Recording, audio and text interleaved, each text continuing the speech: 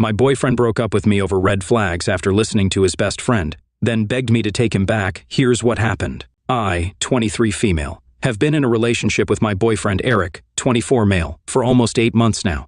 Eric has never had a steady girlfriend for this long before, and most of his exes have been flings that have never lasted for more than 3 or 4 months. So of course I like to think that this relationship is special for him, but a few days ago I realized that this might not be the case. Eric's best friend Olivia, 24 female, has been his neighbor for over 14 years now.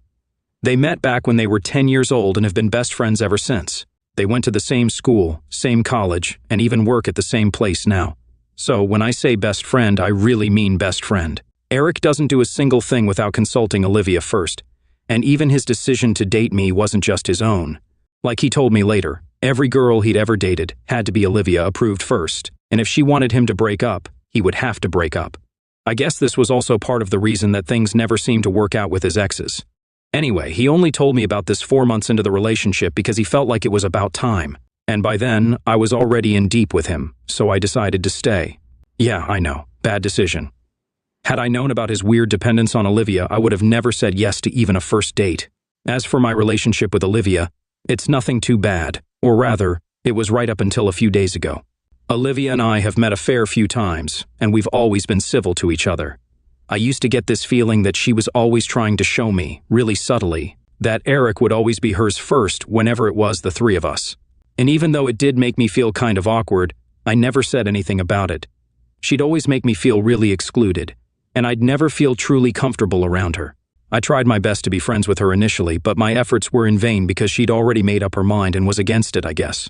And to make matters worse for myself, and for her, I decided to turn into competition for her as well. So she definitely wasn't going to take that lying down. Coming to the incident that happened a few days back, finally, around 5 days ago, I felt really sick. And since I live away from home for work, I didn't really have anyone to take care of me either. My roommate was on a trip, so I was really just all by myself. I usually wouldn't rely on a guy, but this time I chose to call my boyfriend and ask him to come to my place and help me out. He was a little hesitant at first, and I thought it was because he didn't want to catch whatever I had. So I told him that it was just a stomach bug and he'd be fine, but even then he seemed reluctant. So I asked him what was up, and that's when he told me that he had plans to watch a movie, and then grab lunch with Olivia, so he wasn't sure if he'd be able to make it.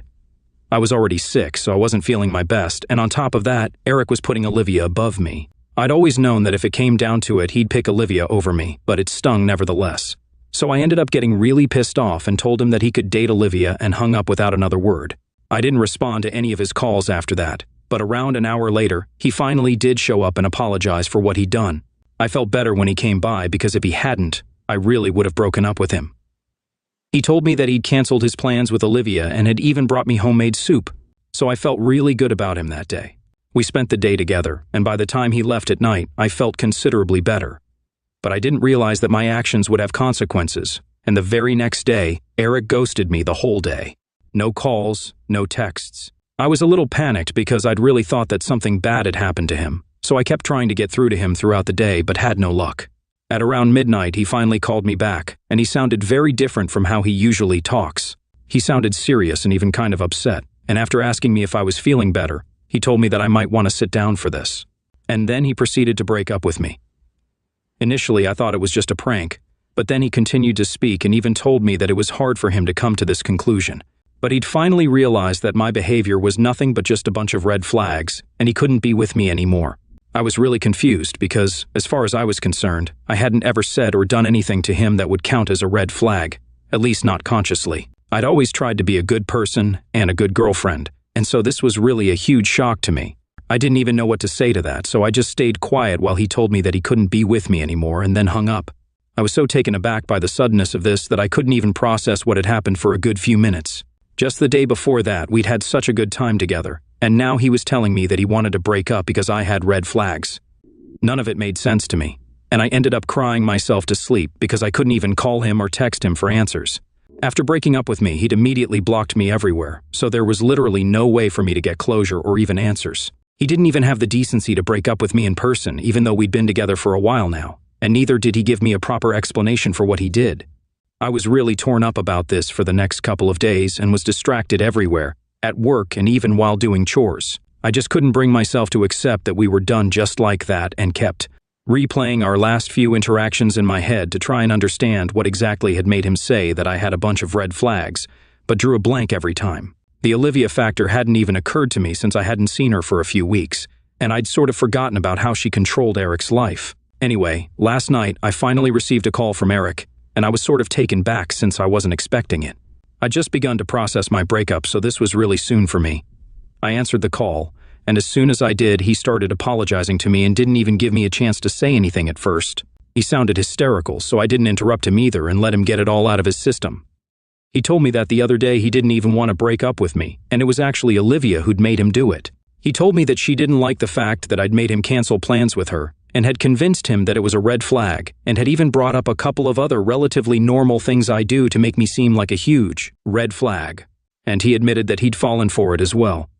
She'd fed him a bunch of BS about how I was trying to drive a wedge between them, and that was a red flag, and that even the little things I do, like cooking my favorite meals and buying clothes for him that I think would look good on him, are just tactics to change him and control his life. I couldn't believe that anyone would fall for such stupid crap and even break up over it, but I guess my boyfriend was an idiot.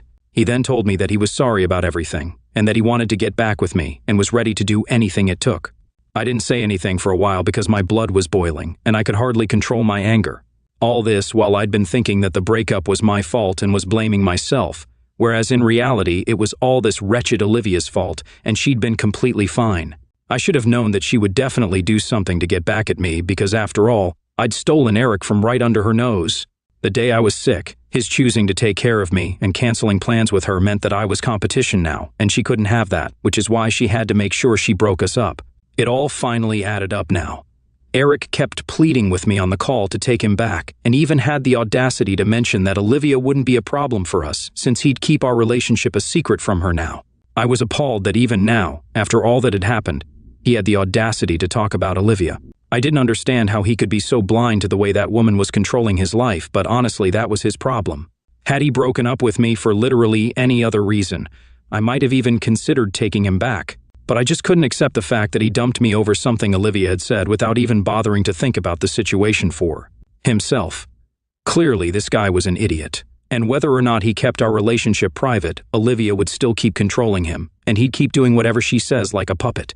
And to be honest, the fact that even now he wasn't willing to admit that Olivia might not have his best interest at heart, and was even okay with hiding our relationship for the sake of their friendship, was a huge red flag for me. So I had no intention of getting back with him anyway. I'd already made up my mind about that the very second he told me about what his real reason for the breakup had been. I'd cried enough over this guy, and he didn't deserve it, honestly. But I also couldn't just let things go without at least trying to put Olivia in her place, which is why I did something really petty and manipulative. And even though I'm not particularly proud of it, I do think it was necessary. I told my boyfriend last night that I'd only get back with him on one condition. He'd have to tell Olivia about his decision first and tell her off for controlling his life. He would have to confront her and tell her that she was not his boss, and that's why he was getting back with me. Only if he did that would I get back with him, because if Olivia humiliated me, then I'd most definitely be repaying her the favor. When I told Eric what I wanted him to do, he was shocked and tried to get me to change my mind since this was extreme and unnecessary in his opinion. He tried his best to convince me not to make him do this, but I was hellbent. I told him that only if he texted her what I asked him to would I get back with him, or else he could just say goodbye to me and stay broken up. He argued for a few more minutes, but then eventually he did send her those texts, and even sent me a screenshot of it. And as soon as he did, I hung up and blocked him immediately after. I know it was petty and mean, but I couldn't help it. I'd been very upset for these past few days over our breakup, so this was the least that I could do. AITA for making Eric send Olivia those texts, especially when I had no intention of getting back with him in the first place. Update 1. So it's been 2 days since I last spoke to Eric, and he hasn't been able to contact me ever since. Olivia can't get through to me either because of course I blocked her as well. I'd been feeling kind of guilty about what I'd made Eric do, but then I went through the responses here, and I guess I don't really have any reason to feel that bad about what I did. Eric did have a choice, and he chose to send Olivia those texts because he wanted to be with me and not her. It's not like I forced him at gunpoint or whatever. He did what he wanted to do.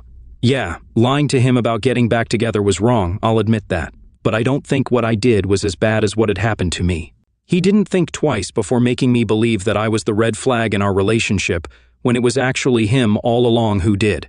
Everything his so-called BFF, asked him to do without even caring about how it would affect the other person or even his own life. He had no idea how horrible I'd felt during those few days that we were broken up. And I didn't have any answers and kept overthinking every little thing that I'd done, only to end up even more confused than I was initially. So, pardon me if I don't feel particularly bad about what I did. I haven't told anyone that I've broken up with Eric yet, but I guess I'll have to start telling people soon, since just a few hours ago, one of my friends invited both Eric and me to her birthday party. So, when I show up without him, I'll have to explain his absence.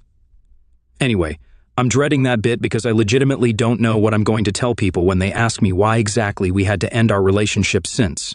We appeared pretty happy on the surface. I'll just have to come up with something, but it's fine. At least I'm done with that relationship now. Update 2. Hey guys, it's been almost a week since I broke up with Eric, and I'd thought that blocking both him and his BFF would mean that I don't have to interact with them ever again. That was not the case, unfortunately. This morning I received a call from a number I didn't recognize, so naturally, I let it ring the first time.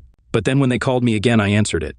It was Olivia on the line, and as soon as I heard her voice, I was about to hang up because I had absolutely zero interest in speaking to her. But then she said that if I hung up, it would just prove that I was a huge coward and was actually afraid of confronting her. Now, I shouldn't have let it get to me, but it did, so I ended up staying on the call. Olivia then went on to talk absolute crap about me right to my face and called me all sorts of things for what I'd done. She called me a sneaky little liar and said that she was glad that Eric and I had broken up now because he was too good for me anyway. Then she called me the B word, which is what really rubbed me the wrong way, and I totally snapped at her. I let her know exactly what I thought of her and told her that she was nothing more than a backup girlfriend for Eric and would probably spend her entire life trying to drive other girls away from him so that she could have him all to herself. I think I hit a nerve with that one because as soon as I said that, she started fumbling and sounded like she was about to cry. Taking advantage of that, I went even further and reminded her that she could scream at me all she wanted. But the truth was that the other night, Eric did have the choice to not send those texts to her. But it was his decision, and he'd chosen me over her. That was the last straw, and I could hear her burst into tears on the other end.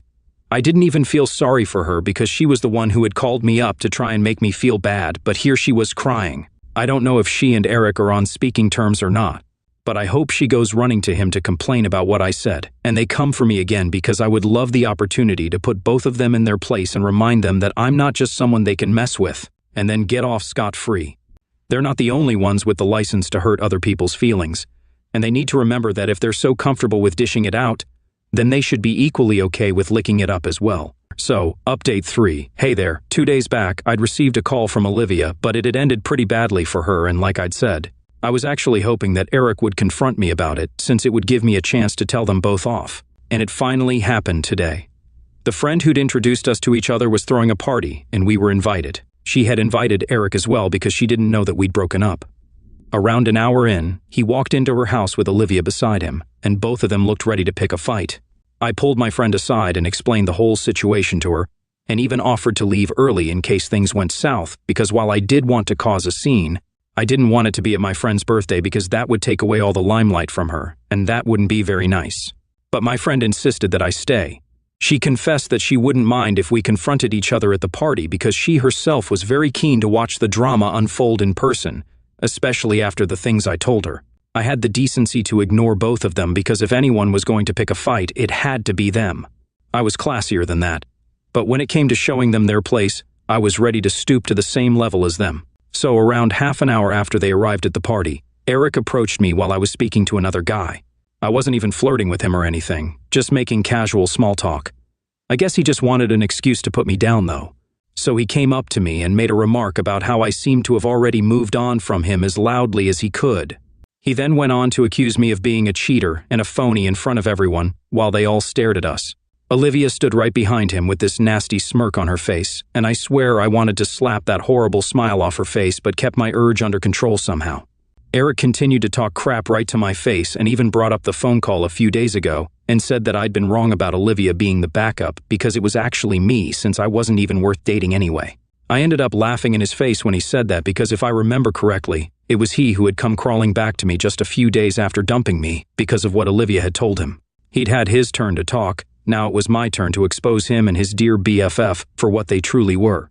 I told him that both he and Olivia were way below my league and, that he should have considered himself lucky that he'd somehow managed to convince me to date him in the first place, because as far as I was concerned, he was a spineless puppet that Olivia controlled, and no other woman would ever want him. At least I'd be willing to give him a chance, but he blew that as well.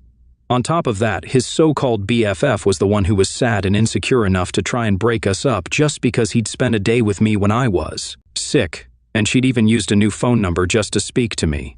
That's how important I was to her. Honestly, her actions were of insecurity and just revealed how pathetic she actually was. They really were a perfect match for each other, and I actually hope that they ended up together because I don't think anyone else should have to deal with people like them. By then, the party had come to a halt, and everyone was staring at us silently.